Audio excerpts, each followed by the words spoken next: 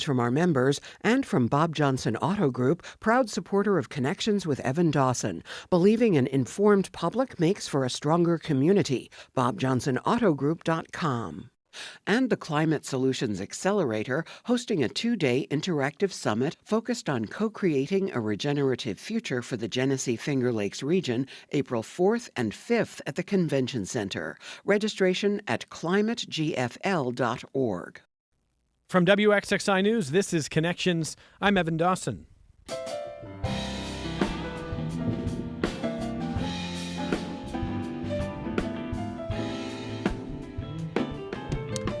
Our connection this hour was made in March of 1981, Charleston, West Virginia. West Virginia Public Broadcasting was trying something new, something that would eventually become the greatest live music showcase in all of American public broadcasting. 44 years ago, the pilot episode for what became Mountain Stage featured music from the Bob Thompson Jazz Trio and the Putnam County Pickers. It was fun, a little ramshackle, shoestring budget, and for 2 years that pilot episode was the only episode. But in December of 1983, Mountain Stage took off, eventually becoming a kind of musical cathedral with a couple dozen new shows each year, airing on hundreds of NPR stations. Some of the biggest names in music have come to the Mountain Stage: Joan Baez, the late John Prine, Winona Judd, Sheryl Crow, Indigo Girls, Widespread Panic. It's a long list. For me, it includes an equally long list of artists who are huge to me, even if they're not huge to everybody, even if they were just up-and-comers when they first hit the Mountain Stage. Stephen Kellogg, the Weepies, Dawes, Brett Dennen, Glenn Phillips. We could do this all day. And they say live music is dying. They say that artificial intelligence will eventually eliminate the need for human songwriters. All right, maybe that's the future. But today, Mountain Stage is still very much the present. And next week, Mountain Stage comes to Rochester for a live show at Kodak Hall at the Eastman Theater. We'll tell you about how you can get tickets and be a part of that. But first, let's have some fun this hour. Kathy Mattea is the Grammy-winning artist and the voice, the host of Mountain Stage. It is great to have Kathy on the program. Hello, how are you, Kathy Mattea? Hi, I'm doing great, Evan. So nice to be with you today. We're so excited about coming up to Rochester next week. We are excited to have you, and I know Mike Black, who is my colleague, radio program manager for WXXI, is excited. Longtime listener, Mike Black? Longtime listener, fan of Kathy, fellow West Virginian, which is great. And, we got to meet her in person in New Orleans, and it was like, coming home and everything else. So, yeah, very excited. Dude, would you like me to leave? I'll come back in an hour. Would you like to host the program? You and Kathy are probably good to go. No, we've got Hannah Mayer in studio with us as well, who is a singer-songwriter. That's right. Also the music director and afternoon host for The Root. Hey. Hey. How are you? I'm great. Thanks for having me. Live music and songwriting is not dead, Hannah. It truly is not. It is alive and well. It's bigger and better than ever, and we're just excited for it. Well, I want to say, Kathy, my first job out of college, I lived in Herc in West Virginia. Oh. I worked in Charleston, Huntington, in the television news market there. We had a split newsroom, and the town that I lived in, listeners, was spelled hurricane, but it was pronounced with roughly 1.5 syllables, Herkin.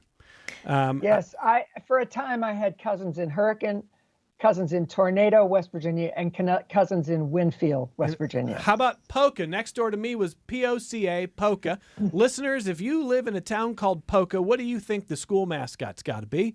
It's the Dots. It's the Polka Dots. And they were My mother was a polka dot, I have to tell you. There you go. Wow. See, the state champion football team when I was in West Virginia was the Polka Dots. But one thing I never did, Kathy, I was too young to be aware of Mountain Stage. I should have known, because in Charleston, not only was Mountain Stage often happening in Charleston, but there's a bar down the street, there's these great after-hours jams, and I missed all of that.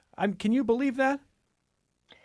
Well, you have to be an insider. You kind of have to be, you have to know the right people. And, it doesn't matter if you came to the party late, you're still welcome at the party. Well, this party's been going on for more than 40 years, and we're going to be talking to Kathy about how she got involved with Mountain Stage and the value of this program to countless listeners across this country. But first, I should tell you that it is next Friday, March 21st, 8 days from now, at the Kodak Hall at the Eastman Theater, 7 p.m. Kathy is hosting, along with Loudon Wainwright III, along with some other wonderful guests there. Kathy, for listeners who are new to Mountain Stage, how often are you traveling to do shows like this? We do about I don't know, 2 to 4 a year, just depending on the schedule. And it's a big job. They've gone as far away as Glasgow, Scotland, and Alaska. We're trying to get booked in Hawaii right now. We figured, what the Yeah, heck? for sure. But it's a big job to move the beast and all the equipment and all the people. But it is so much fun. It's a perk that I didn't see coming when I took this hosting job. Well, we've got a link for tickets on our website. It's presented by the Eastman School of Music in partnership with The Root. Mountain Stage, you can hear it, by the way, every Sunday afternoon at 2 p.m. on The Root. And Finger Lakes Public Radio, WEOS, 89.5 FM throughout the Finger Lakes region. So, I mean, there's still so many great places to engage with Mountain Stage. What was how far back do you go with this, Mike Black? I was listening to the program before I jumped back from public TV into public media, public radio, I should say. Now it's public media. And when I came to WEOS in Geneva, after we got the public radio programming, got able to get NPR programming, and Mountain Stage was one of the first programs we picked up, partly because I was born in Fairmont and I had to have a West Virginia show, but the show was so good. It was just wonderful as far as the showcase. It fit the music we were playing. They featured artists that actually, some from the Finger Lakes. I think the Horseflies were on there at one time, and just Richie and Rosie and so many other people that we know as common names in this area, and you got to hear new talent and just the way the show was done. It was a family type of performance. It just fit so well. I had to have it. So I've been a fan for a long time, not as long as the origin of the show. And I know that our vice president for radio, Jean Fisher, when she was at West Virginia Public Radio, she was there when the show was first getting started. And you're a fan of Kathy Mattea as well. Her what voice. A match! Now, I know probably my mom is watching this right now. If Kathy was in the studio, it would be definitely really cool. But she is a huge fan of Kathy, and also from the standpoint of, the song that your husband wrote is one of her favorites. So I mean, that's the kind of thing that goes back a while. So it's really neat. That's Kathy, you've been doing this long enough that you've got fans of multiple generations. What does that mean to you when you connect with people like that? I mean, I know you hear it all the time. Does it still hit you? Oh, of course. I mean, if you get lucky enough to do this for a living, you hope you'll mean something to someone. I have to tell you, that's been one of the real surprises of stepping into the host position in Mountain Stage, is that, I mean, there was this wonderful singer who came through. She had like a 4-octave range. She was scatting like a mother. She was amazing. And she comes in the afternoon, and we were friendly, and she sound checks and stuff.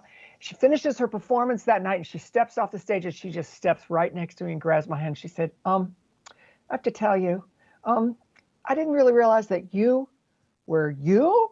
And my mom is blowing up my phone right now because we listen to you all the way to the beach and back every summer. And you were the soundtrack of my life. Our whole family listened to you together. And that has happened so many times. And I don't think I would have the chance to hear those stories if I wasn't in this position. It's been a sweet surprise. We're going to talk a little bit about songwriting this hour. And I was thinking about the really thoughtful people in music that we have here at WXXI, that we've had over the years, WRUR, WEOS. And Hannah, you have this great sensibility, being a singer-songwriter, appreciating the craft here. I was going back last night watching a lot of Mountain Stage over the years, and I'm going, oh my gosh, how did I miss this? Or how did I miss that? And what I got wrapped up in was just watching how sort of spare and I'm going to not use the right word here, but just not dressed up, just how truly kind of raw the singer-songwriter craftsmanship is on Mountain Stage, and how the audience just connects with that. And it did my heart good, because I'm going, oh, people still want it. People still want this. Of course they do, right? Yeah.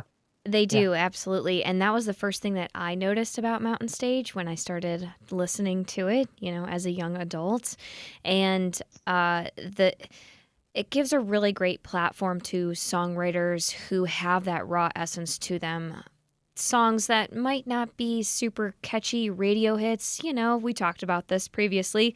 Those catchy earworms that get stuck in your ears. But Mountain Stage gives a platform to people that are writing their souls into music, and especially up-and-coming artists. I think it is such a good spot for up-and-coming artists, people that you've never heard of, or people that are just skyrocketing their careers or just gaining some momentum. Those are the kinds of people that you see on Mountain Stage, and you can definitely expect to see some really good songwriting as well. And Hannah, I think it's so cool looking at that archive that there are names that are, in that up-and-comer category, and then there are names that, like, they're coming back because they want to. Indigo Girls goes back because they want to. There's a lot of people who don't have to do it, but probably, in your world, Hannah, you probably love engaging with people who just want an audience that cares, that wants to listen, right? Yeah, I think that fans of Mountain Stage are the people that care, that want to see it, that want to experience that over and over and over again, especially somebody like Indigo Girls who do have that raw songwriting that I saw them recently here in Rochester, and the whole crowd was like singing the entire set, and it's interesting to see that because it's not this huge spectacle. It's just two girls playing guitars and singing. And there's not a lot of big stages that hold space for that. So with Mountain Stage, you get that. I think it's really important. I mean, Kathy, I know that the show's different everywhere you go, but the soul of the show is the same here. And when we see these performances that are a little bit more sparse, they're not overproduced. They're just that beauty of songwriting. I went back and I listened to Dawes 11 years ago on Mountain Stage playing a song called A Little Bit of Everything that if you listen to the show last hour, we had some pretty heavy themes, and those are reflected in a song like that. But I'd never heard it performed the way that they did. It was a little quieter. It was a little more raw. And everybody is just locked in. What is it like, Kathy, being part of a show like that where the audience is there for the music? They're not... Hopefully, very few of them are stuck on their phones and, texting people, not paying attention. They're there for the songwriting craft. Yeah, it's a privilege to be part of an institution that has held the space for that for so long. And I have to say, public media is the place where you can do that because it's not interrupted by a commercial every 30 seconds. It's funny you would mention Amen. Dawes because we had MC Taylor of Hiss Golden Messenger and Taylor Goldsmith on just last Sunday. The two lead singers of these two bands are on a tour with just their guitars, and they sang and played on each other's hits, and they kept bouncing back and forth from one to the other. So everybody knew the songs, but they were presented so that everything was stripped away, and there was nothing but the voice and the song and the harmony. And I love it that Mountain Stage makes room for that. Also, Mountain Stage had the band on them. We had just had the Headhunters, the Herbie Hancock's legendary jazz group, and they were amazing. And sometimes it's all singer-songwriters, sometimes it's all bands, and sometimes it's a mix of both.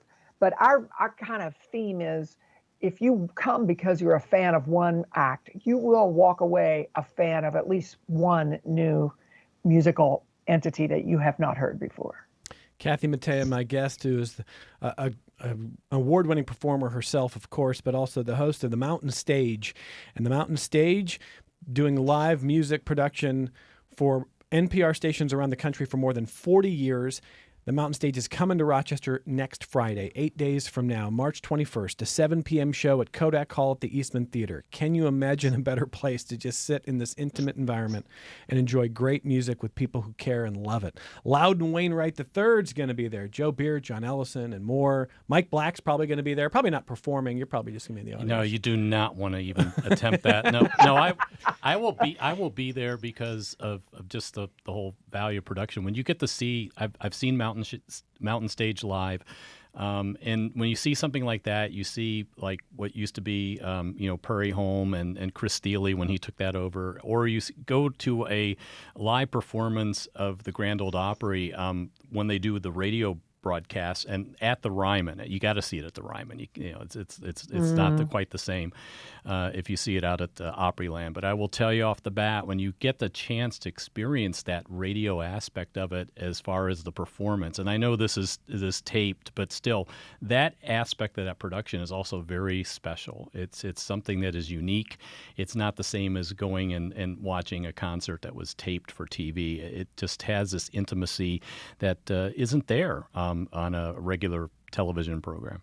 I think that's really well said. And Kathy, I also want to dispel any ideas that this is, only for one generation or a certain segment of an audience. So I think of my son, who turns 13 this month, and I've learned you cannot force your music on your kids. Kids will make their choices on music. In fact, the more you try to force it, the more they call it dad music, which, when Indigo Girls, when Stephen Kellogg and the Sixers came on my list, he would be like, this is dad music, we're going to change it. And then he put his own list together a few months ago, and he had a Stephen Kellogg song on there called See You Later, See You Soon. And I said, oh, what's going on here, bud? Listen. And he's like, well, I don't know, that's a good song. I like it. And he had to come there on his own. But I love that moment because he loves the craftsmanship. He doesn't really know why, but what he's experiencing is that here's a great, thoughtful songwriter, and there have been countless on the mountain stage over the years. I love seeing kids still appreciate this. Are you worried about the future of songwriting? Are you worried that we become too technological and we're going to move away from this, Kathy? I tell people all the time, I have more faith in music and people's creativity than I ever have. Because not only other people, but, I've been the host of this show for a few years now, and I listen to people and have met people and seen people that I've never heard of before who blew my mind. And there's so many of them. I also have to say, as you were saying earlier, the live performance aspect of Mountain Stage, you get the banter between the artist and the audience, and you get to feel that conversation. And so, when the pandemic hit, a lot of people around the country wrote in and said, thank you. We can't see live music right now, but we still have Mountain Stage, and it still makes us feel connected to that experience. What your kid, your son experienced is just that spark that happens when music connects with you. You don't need to know why. You can just relish in it. And during hard times, during good times, that's what music is for. So, if he's finding a connection and then suddenly you both find your individual connection to the same artist independently, that's just a sweet joy about all of it. Kathy, do you remember the first time you ever were performing live and you saw someone in the audience singing along to a song you wrote, and they weren't family, they weren't a friend, you didn't know who they were? Can you remember that? I remember, yeah, I do. I remember for a long time, I have this song called 18 Wheels and a Dozen Roses, which is kind of a classic now. And for a long time, I was like, oh, I'd love to get people singing, but I was afraid. I was afraid that I'd say, come on, you guys, sing, and then they wouldn't sing. And then I'd just feel foolish, and they'd feel foolish. And one day I thought, Kathy, you've waited your whole life to have a song that everybody knows. You should do this. And it is just one of the great joys of my life to get an audience singing along. I think I remember when it started to happen spontaneously, and that was sort of what pushed me over the edge. And I have to say, during the pandemic when we couldn't tour, when I came back, the first show, I was touring with my friend Susie Bogus, the two of us, and I think we came and played in Rochester, actually. And the first time people just burst into song and started singing along, I couldn't finish the song. I had to stop for a minute because I just never thought I wouldn't be able to hear that, It was such a picture of what a gift it is. No, I've got two brothers who are phenomenal songwriters and both left college to pursue it, and just watching them get crowds of people just packed to the rafters in these small places in the Midwest and just singing so passionately and loud. I would just watch that and go, I wonder what that is like. Here's a song that I wrote, and here's someone I've never met singing along with it.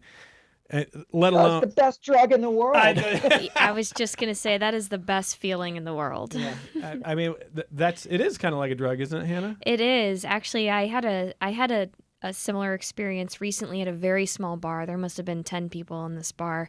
And I was singing a brand new song I had never played out. And it must have been catchy because they were singing it before I even ended the There you song. They go. had picked it up, which I was like, oh my gosh, it's happening, you know? And then afterwards, they were singing it in the crowd after the show, like to themselves and to their friends. And I was like, I'm doing it, you know? That's like, yes, such a satisfying feeling. And and Mike, you're the guy who's in the audience as the guy singing, not the guy writing it. But why is it better? Why is it different for you? We have this digital world. You can listen to whatever you want. You can listen to Hannah Mayer, Kathy Mattea, or anybody you want at any time. Why live for you? Because it's probably the difference between hearing the beautiful, tailored to the ear, wonderful creation that the artist has in mind when they release a record. That is great. But when you're there and the artist is there, that artist is singing just to you. And you're there, even if you have 50,000 of your friends in the stadium or the arena, Or 50 or 10. or 5 or whatever Sure. it happens to Yeah. be. You do have that kind of like one-on-one thing. And especially if you're within, and it doesn't matter where you're sitting. You could be way up in the back, you could be in the front. But when that artist is looking in your direction, they're singing right to you. And you get that sense that they are trying to reach your heart, reach your mind with that particular song and that lyric. It happens, and it just is. It's just an entirely great environment. And to me, that is worth seeing live music. That's why live music's so important. Most genres, it really is important. It's particularly important for jazz, which is really meant to be experienced live. Of any format, I think that is probably, in my opinion, the most that you really do need to see live. But somehow seeing whether it's an orchestra or a band or just a guy with a guitar, I mean, it's just an entirely different overall experience versus listening to the CD. You're going to be there next Friday, Mike. Absolutely. Mountain Stage is coming to Kodak Hall at Eastman Theater next Friday, 7 p.m.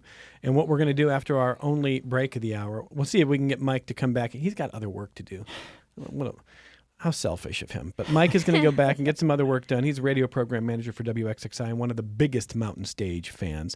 I've got Hannah Mayer with us in studio from The Root, and a singer-songwriter who's going to tell us more of these great stories. I love these stories about singer-songwriting. It's just, I love the way that people still connect over music. And the great Kathy Mattea is with us. We're going to talk to Adam Harris, executive producer of Mountain Stage. Let's take this only break, and we'll come right back on Connections.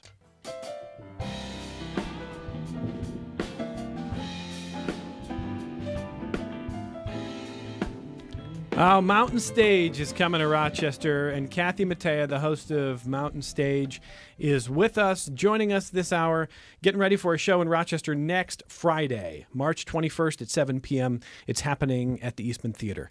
Loudon Wainwright III is going to be there, Joe Beard, John Ellison, and more. They always have a great time, and they would love to see you there. Mountain Stage is a program that I'm sure you've heard, but if you haven't, you can listen every Sunday afternoon at 2 p.m. on The Root and Finger Lakes Public Radio, WEOS.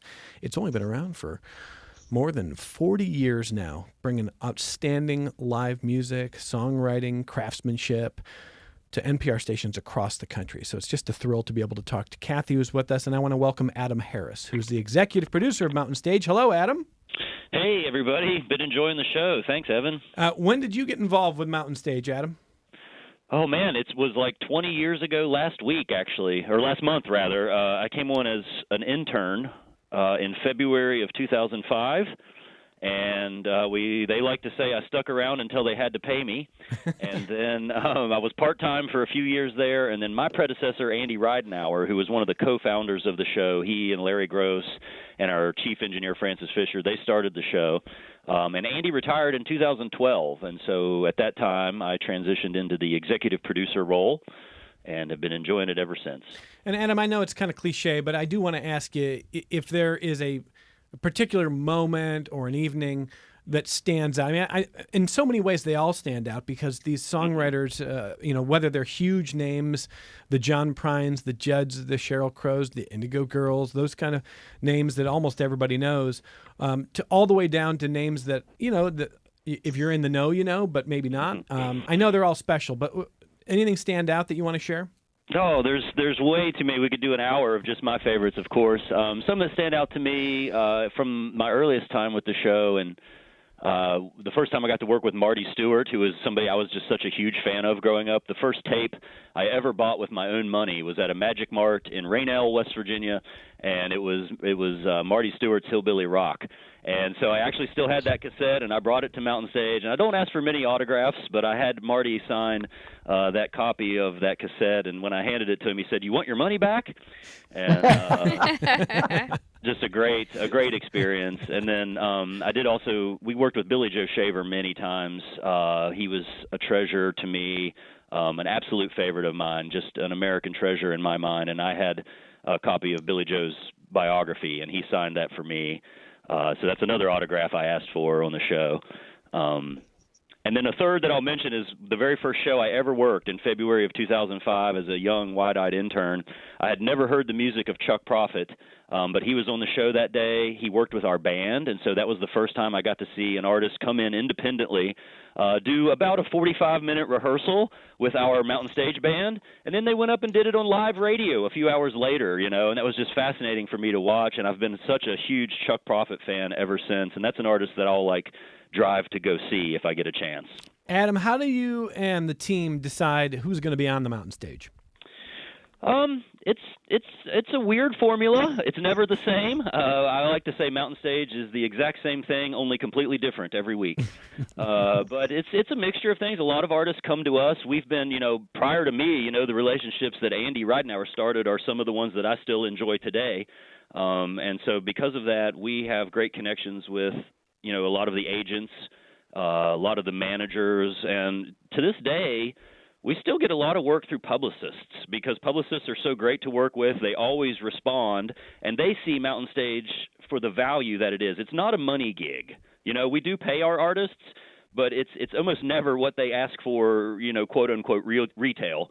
They have to want to do it for the promotional purposes, and for the most part, publicists, especially if they've been working with us for a long time, and the same is true for agents and managers, they understand the value in a Mountain Stage performance because it's not just about a gig in West Virginia or beyond, but it's about the 270 stations or so that carry the show each week. How did you convince Kathy Mattea to take this hosting job? That was a coup.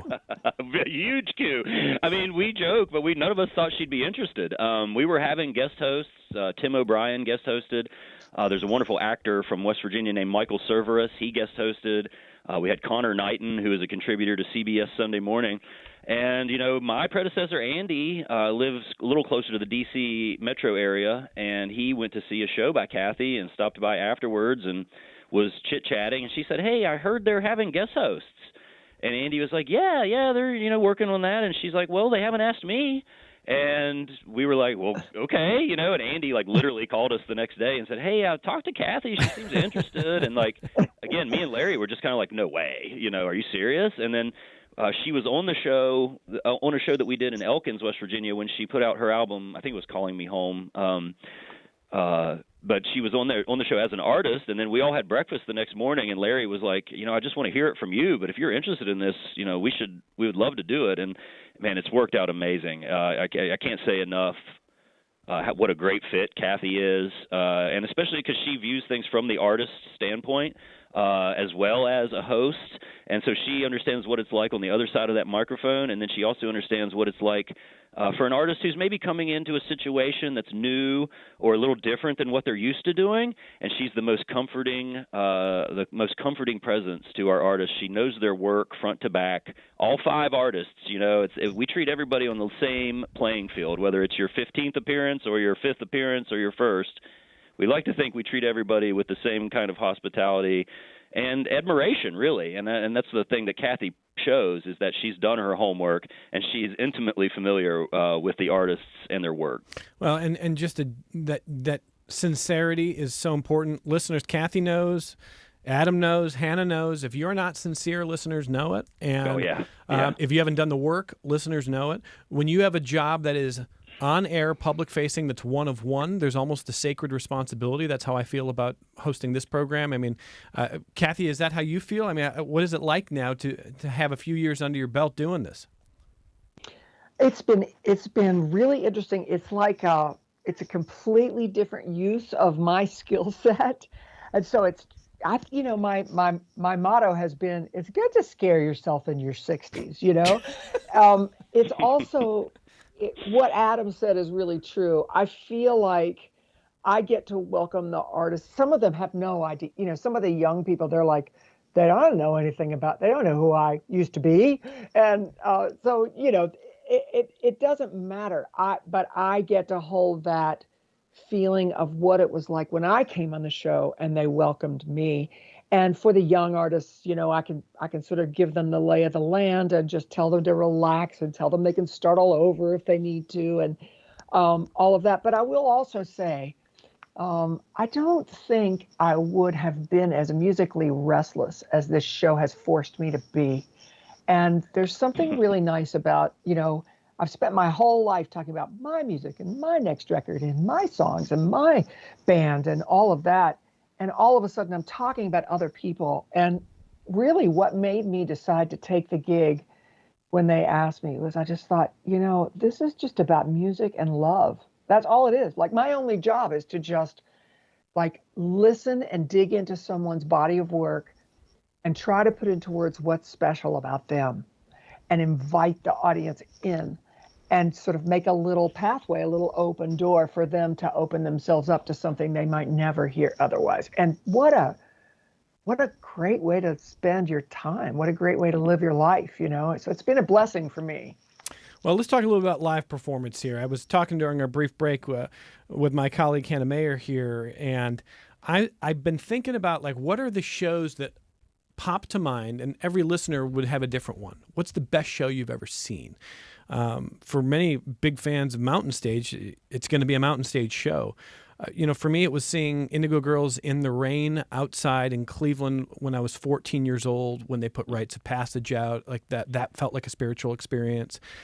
James Taylor, I can't believe how pure his voice is live. Like it feels fake how good he is. There was a band when I was growing up called Cowboy Mouth, who their lead singer was a drummer, and it wasn't always my favorite music, but it was absolutely amazing watching someone capture 200 people in a small club that way. And then I was a big Guster fan growing up. I was a college Guster rep, and what I loved about them was they were never as good live or as pure live as their studio stuff, and it didn't matter because they were better because they were authentic and the crowd was so in touch with it. And totally the opposite of James Taylor. I mean, I love those guys. So all those shows pop to me for different reasons. Hannah, what pops to you when you think of best shows I've seen? I'm circling through them all I know, right it's now, like Evan. your My head starts mind to is swim. spinning. Yeah. The very first show I ever saw was the Allman Brothers, Tom Petty, and the Derek Trucks Band, which sticks with me because what a lineup. That was your first show? First show ever. Pretty good. I have very cool parents. Shout out to guess so. Carol and Jack. Go Carol and Jack. Yeah, that was the first show ever. Very cool. But other than that, the ones that stick with me are in smaller venues. Like I saw a band, I saw this band King Gizzard and the Lizard Wizard play at, great band name. They played at the Bug Jar here in Rochester, and the Bug Jar was packed and people were crowd surfing, and it's a small bar. So just imagine people crowd surfing in a tiny bar where they can touch the ceiling. That was kind of the energy.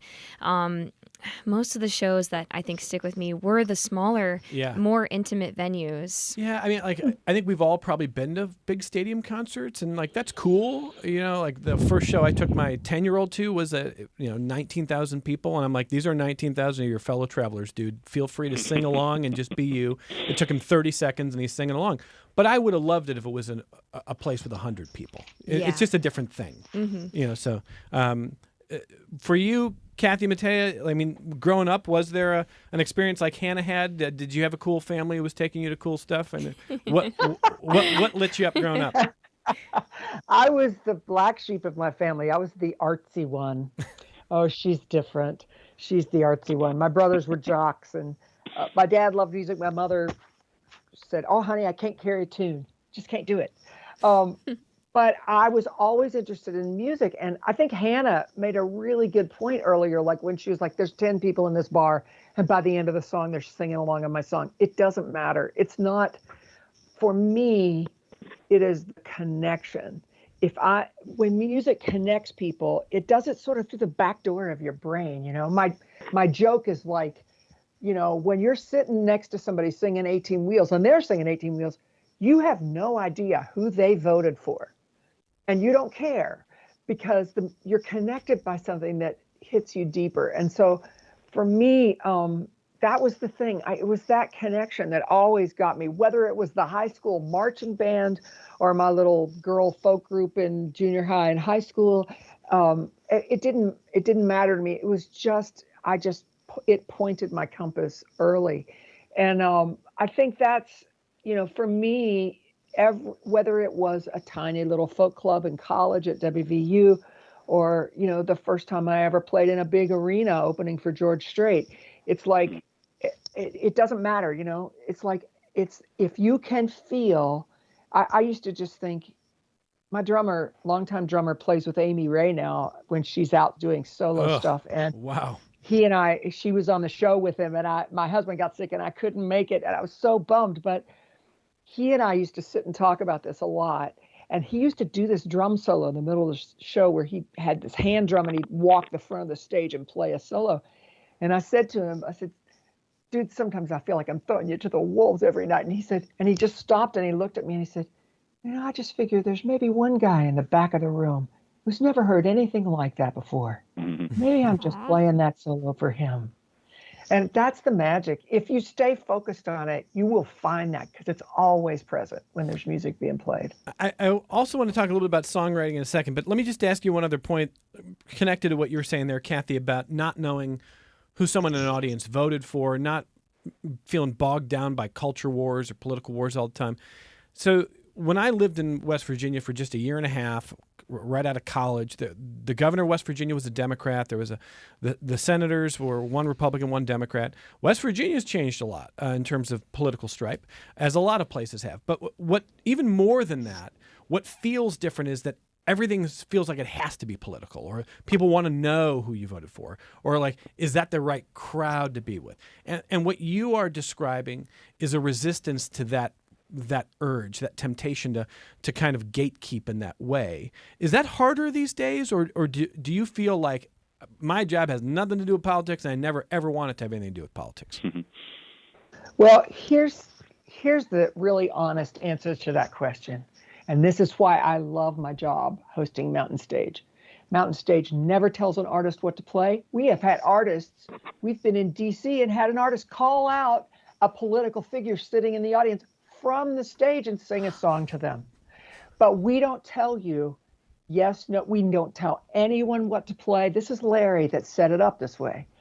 We don't tell you what to play. We don't tell you who to be. We make a platform for everyone to be heard and for all kinds of music to be heard. And then we get out of the way and we try to, it's like we know what our mission is, right? It is to provide a space. And so we don't take a stance either way.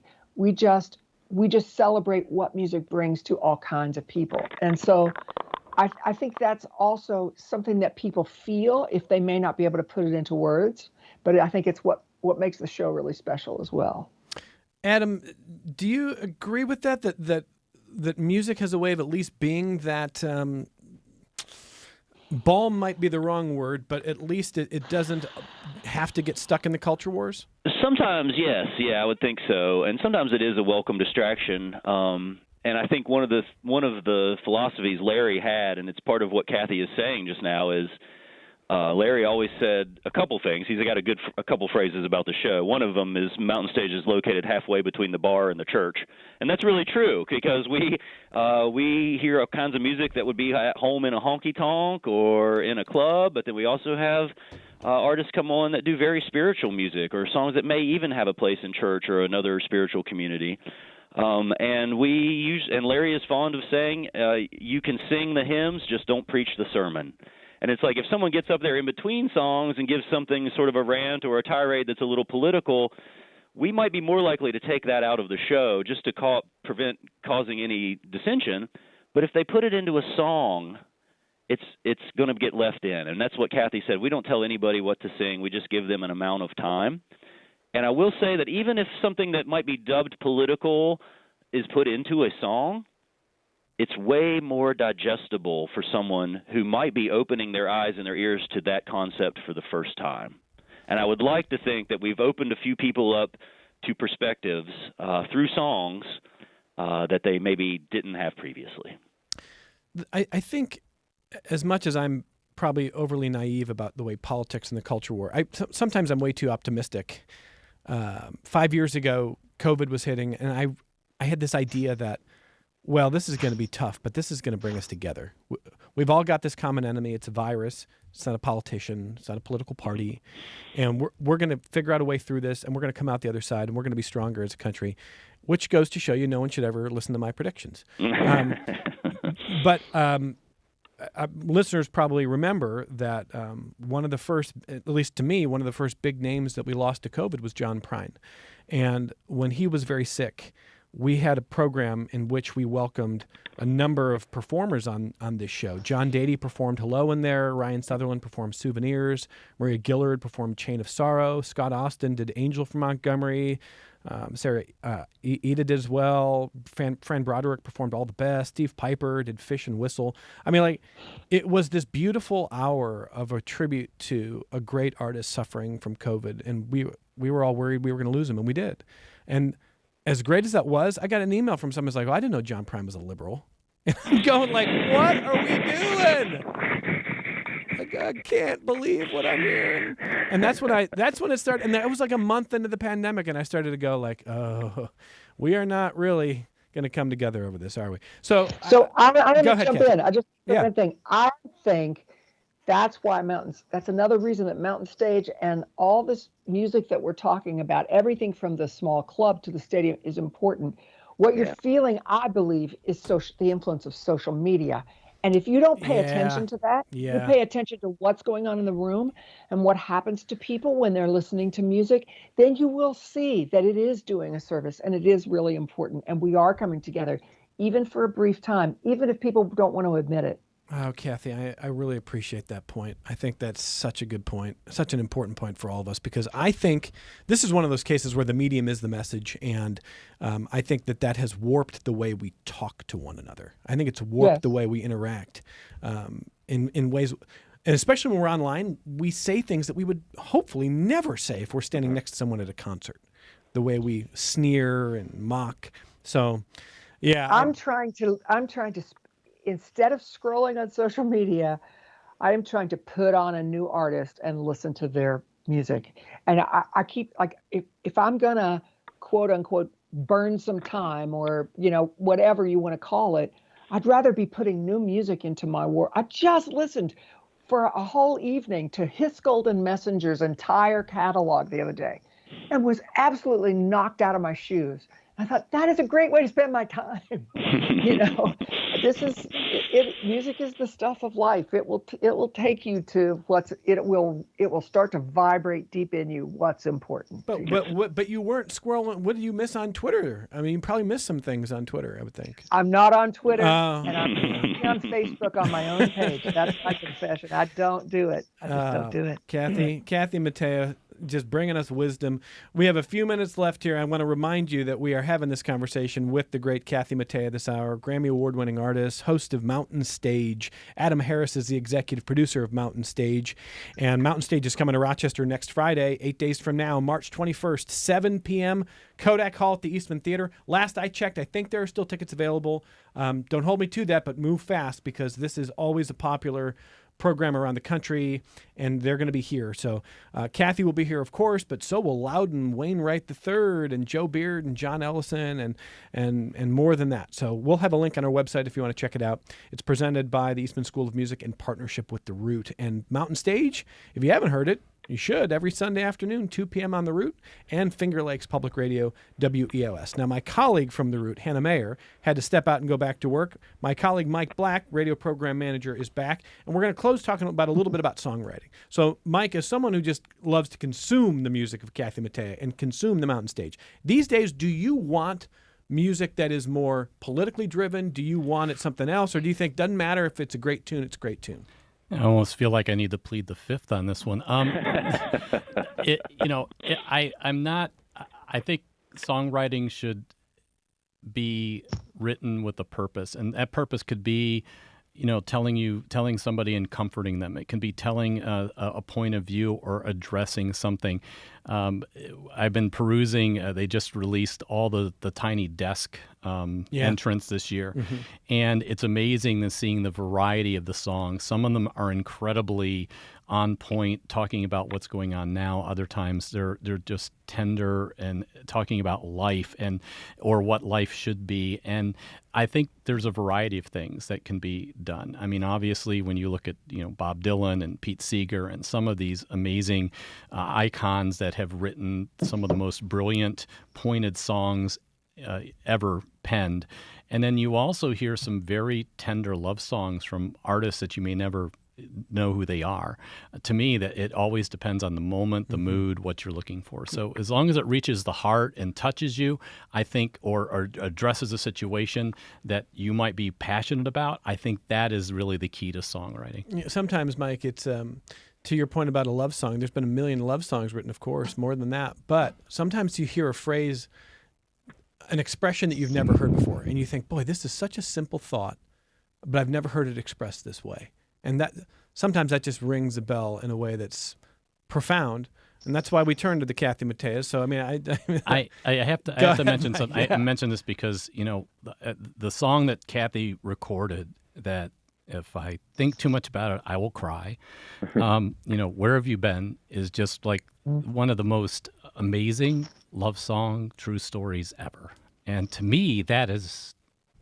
Really does. I mean, I'm getting welled up just thinking about that song. And that, I know, is one of my mom's favorites. It just is so pointed. That is the type of song that when you hear it for the first time, it changes you, it touches you, and it will stick with you for the rest of your life. Kathy, you want to follow that? Sure. For those who aren't familiar with the song, it's a song my husband and our friend Don Henry wrote about my husband's grandmother, and she had lost her memory and was stuck in a hospital, and her husband, John's grandfather, went in the same hospital, and she didn't remember anybody and wouldn't eat and wouldn't talk to anybody. And he brought him in to see her and put him in a wheelchair and brought him in because they were on separate floors. And when she saw him, she came back to herself and said, "Where have you been?" And it was the last thing she ever said. She died a couple of weeks later. But it's been an interesting thing because when I first started performing that song, I could hear audible sobs around the room. And I had to do it outside at fairgrounds. I had to do it in arenas and in, small theaters. And it taught me a lot, that song. It taught me, there were people, there were grown, burly men who were like, I don't know, I couldn't help myself. And that's what music's supposed to do. It's supposed to wake up parts of you that have lain dormant and show you tenderness. And, it is the magic of songwriting that you can write something so specific, but it can tickle the universal in people. So it's been a great gift for me, and I still sing it every night. Kathy, do you get in streaks where you're writing more, you're trying to get more done, or you're driving one day and you go, oh my gosh, here's a phrase, here's a little rhythm that I've got to find a way. I got to get home. I got to do this. How does it hit you? Well, I'm more of a singer who sometimes writes. My husband is a songwriter who sometimes sings. And I'm here to tell you, he can write 5 songs in his head without writing anything down. How? Except, I don't know, he's a freak. But I will tell you that when he's doing that, I can't have a conversation with him.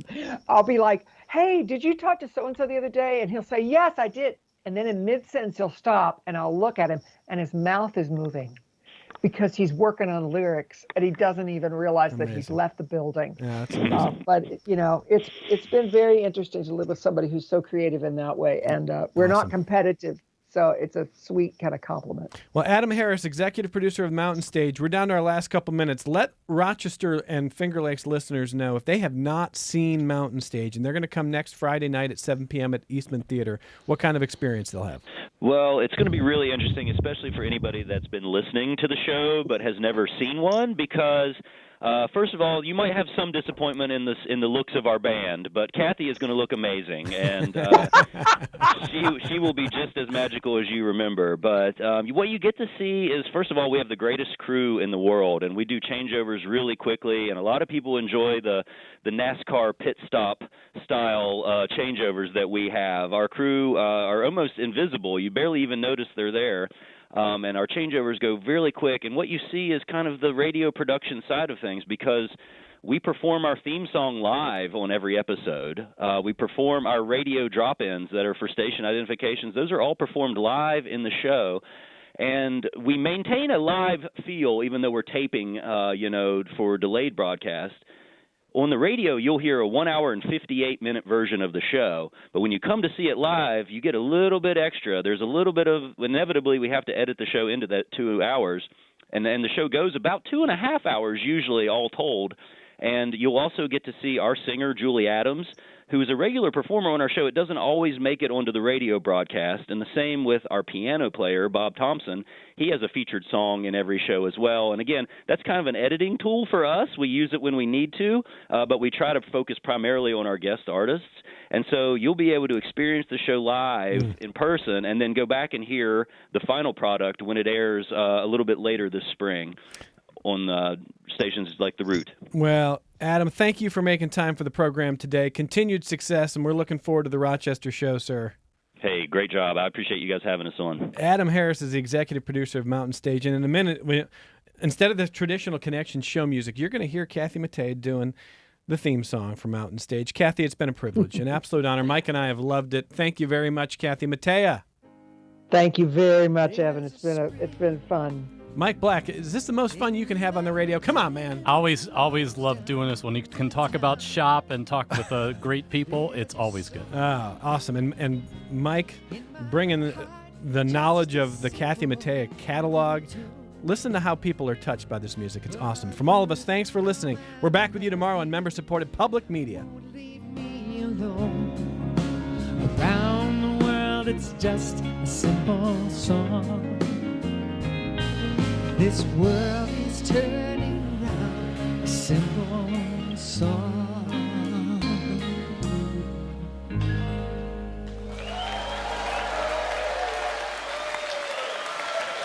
Thank you.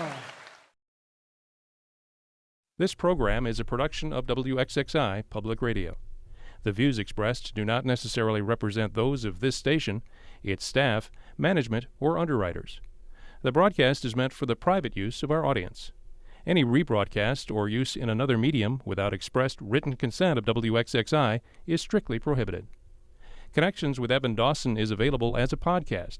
Just click on the Connections link at WXXInews.org.